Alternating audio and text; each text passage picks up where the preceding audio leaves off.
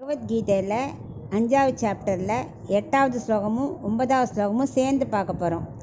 நைவ கிஞ்சித் கரோமீதி யுக்தோ மன்யேத தத்வவித் பஷ்யன் ஸ்ருண்வன் ஸ்பிருஷன் ஜிக்னன் அஸ்ரன் கச்சன் ஸ்வபன் ஸ்வசன் பிரலபன் விஸ்ருஜன் கிருஹ்ணன் உன்மிஷன்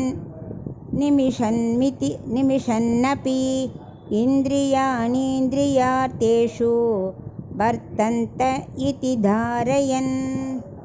இப்போ இது ரெண்டுக்கும் சேர்ந்து அர்த்தத்தை பார்க்கலாம்.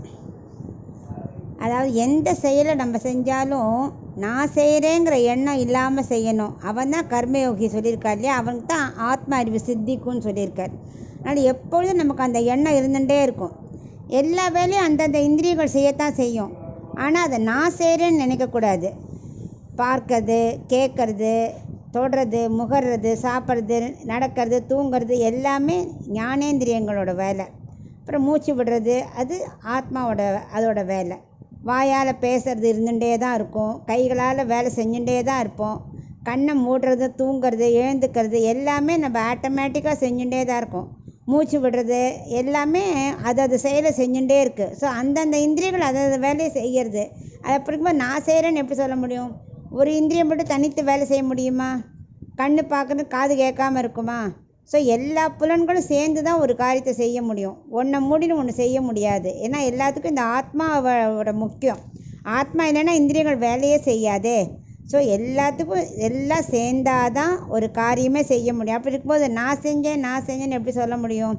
ஸோ இந்த ஆத்மாங்கிறது ஞான ஸ்வரூபம். ஆனால் ஆத்மா இருந்தால் தான் இந்திரியங்கள் வேலை செய்யவும் முடியும்.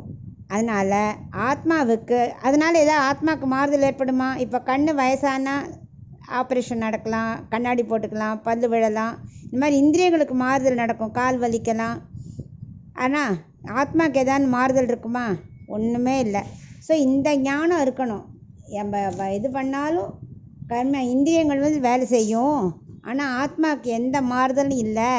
ஆத்மா வேற, உடல் வேறங்கிற உணர்வு இருக்கிறவன் தான் கர்மயோகி அப்படின்னு இந்த 8வது 9வது ஸ்லோகத்தில் அவர் சொல்கிறார்.